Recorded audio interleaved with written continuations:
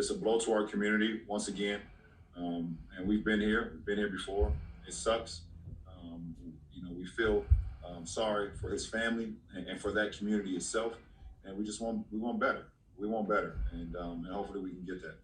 It's sad that it's become a thing, where it's like you don't really expect any justice out of these things because it's like, man, you're as an African American male, it's just one of those things where you're scared, and it doesn't matter who the hell you are. It doesn't matter if the most famous person in the world or whatever. Like at the end of the day, your job is your job. I play basketball, but I'm an African American male, and I have African American women in my life, and so on. And it's just disheartening, man. It's upsetting as a Wisconsinite. It's upsetting as a human being.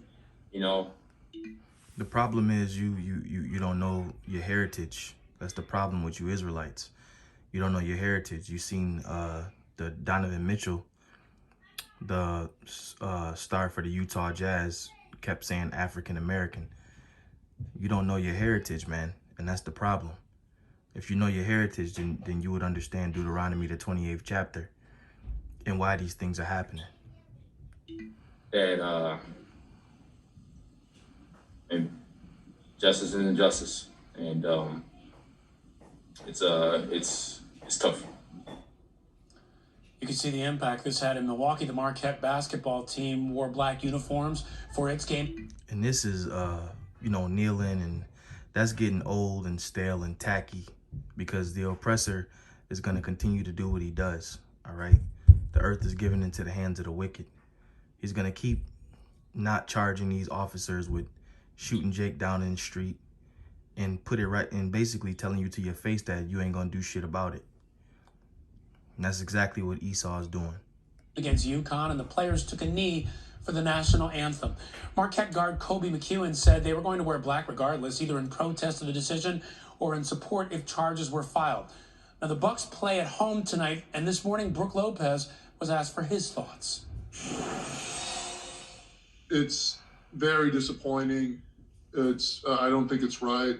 I think it's an incorrect decision, but we want to take all the momentum we've gained up to this point and continue to push forward for reform and for change, because as you can see, Well, change ain't going to come until Yahweh Shai returns.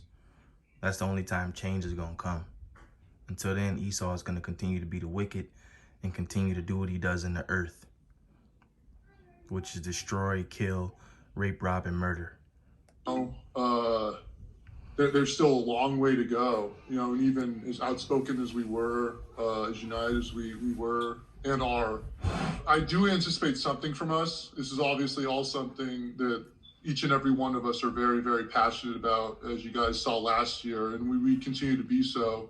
And there is that ongoing conversation. I don't know if we've settled on something for tonight pregame yet, but we are absolutely in the process of figuring out what we can do to help and help prevent these situations from continuing to occur going forward.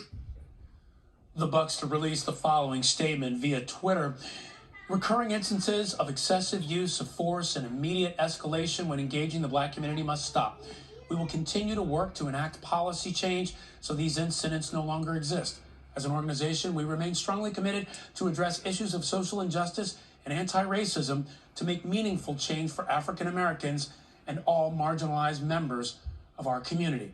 Here's Outside the Lines and Jeremy Schaap with more. And it's not just you so-called African Americans, it's you Latinos, you Native Americans, and you Israelites scattered abroad. It's happening to you as a whole because of the curses written in Deuteronomy, the 28th chapter. More on the day the Bucks made history. Back on August 26th, in the immediate aftermath of the shooting of Jacob Blake, the Milwaukee Bucks led the way in terms of protest, initiating a powerful response from the world of sports. Over the course of the day, a cry would rise up that the games would not go on in a vacuum, at a remove from society at large. In a year in which the athlete as activist was a recurring theme, everything came to a head on that day in late August.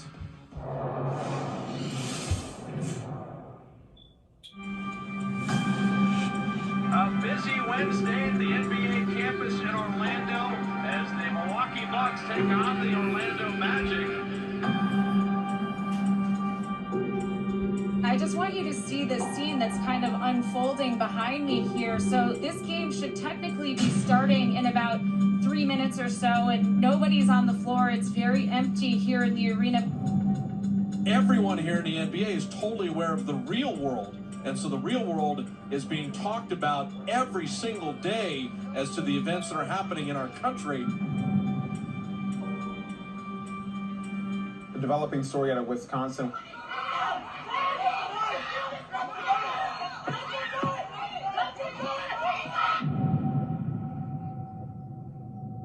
The police shoot. And you brothers know this was all last year, but what they're doing is shedding light on it again.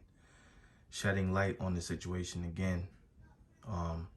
Because the officers were not charged in shooting this man, Jacob Blake. And that's Esau basically saying, you know, fuck you. right to you Israelites' faces, man. You know, but I'll leave it there because we all know what happened with this guy.